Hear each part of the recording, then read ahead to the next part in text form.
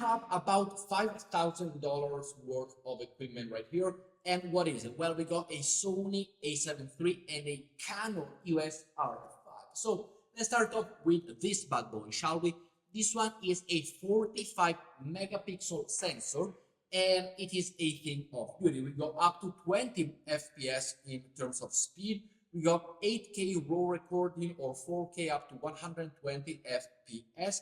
We got a more advanced autofocus compared to the Sony a7 III and 8 stops of stabilization incorporated in the camera. But talking about the Sony, which we do end up having right here, what we got? Well, we got 24 megapixel in terms of resolution. We got 10 FPS in terms of velocity speed and 4K up to 30 FPS in terms of video recording. So yes, it is double the price what you get for the Canon, but of course, it is also double the quality what you get over here if you look at the statistic.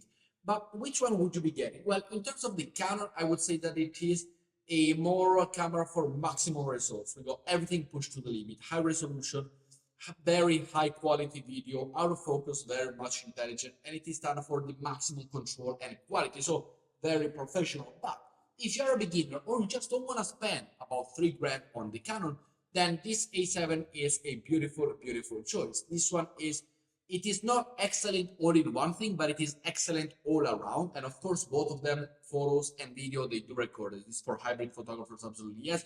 We got everything here. It is lightweight, it is easy to carry around.